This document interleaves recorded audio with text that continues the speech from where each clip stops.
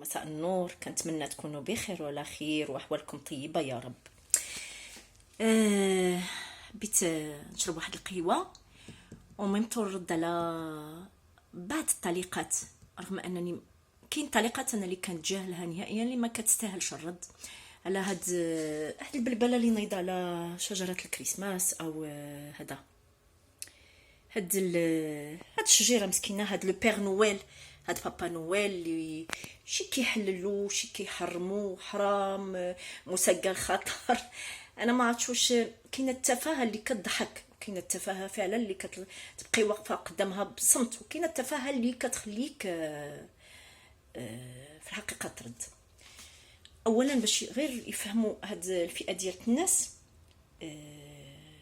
بابا نويل ما عنده حتى شي علاقه بالديانه المسيحيه، هذه اولا.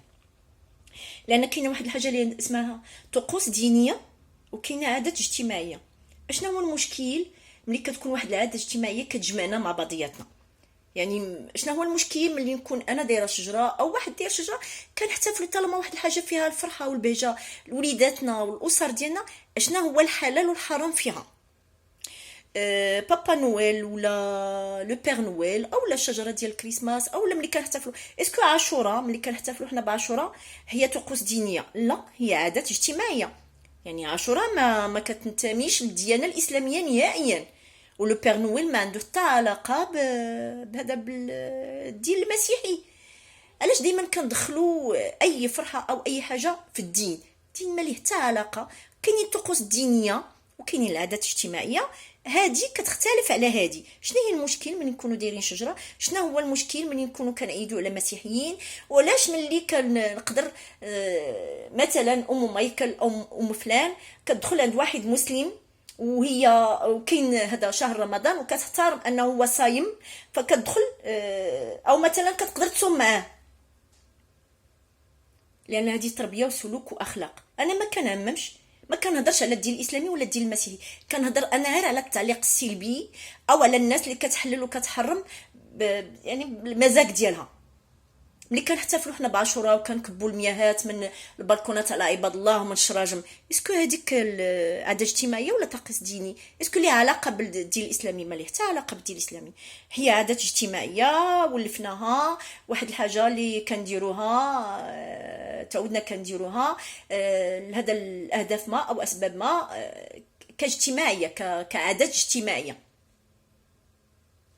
او الفانوس ديال رمضان ما عنده حتى علاقه بالدين الاسلامي، الفانوس ديال رمضان هي عادات اجتماعيه.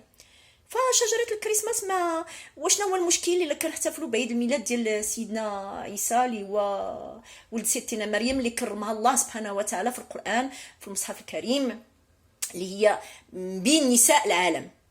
ما كايناش شي امراه في العالم تكرمت قد اللي تكرمت ام النور او ستنا مريم.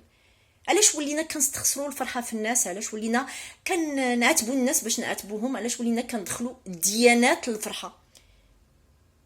لكم دينكم ولي دين. بس هذا ما كيمنعش انني كنتعامل مع الانسان راه ديال الرحمه ديال الانسانيه انني كنتعامل مع الانسان بغض النظر الديانه ديالو، بغض النظر اللون ديالو، بغض النظر الثقافه ديالته، بغض النظر المستوى ديالو. انا كنتعامل مع الانسان للانسان، وهذه هي الانسانيه وهذه هي الرحمه. فهي باش تكون الامور واضحه، لا الشجره حرام، ولا لو بير نويل شي حاجه اللي هي حرام. واحد العادات الاجتماعيه كيحتفل بها العالم باسري، ما كتخش لا غني ولا فقير، هي بهجه وفرحه كنتقاسموها مع ناس تانية كما ناس تانية كتقاسم معنا بهجه وفرحه. فكنتمنى نكون كنخدموا العقل ديالنا شويه، وما نهضروش باش نهضروا وما نكريتيكيوش باش نكريتيكيو. وراه كيقول لك تعود على الفرح يتعود عليك، بغض النظر اي ديانه تعود على الفرح يتعود عليك. فالمحبه والفرح لا هما حلال لا هما حرام، ولا بالعكس اللي شي حاجه اللي كتضر انا او غيري. فاش ضريتك انت او ضريتك انت اللي درت انا واحد الشجره عندي في الدار، او احتفلوا بها البنيات ديالي او احتفل بها انسان اخر، شنو هي المشكله؟ كما واحد الانسان حتى هو ما كيتضرش من الطقوس ديالنا والعادات ديالنا الاجتماعيه في دول شرقيه او دول عربيه. دونك كنتمنى تكون الرساله واضحه. فالحمد لله كما تيقول لك الحلال راه باين والحرام راه باين، غير اللي بغى يسد عينيه عليه. كنتمنى لكم امسيه سعيده ومع السلامه.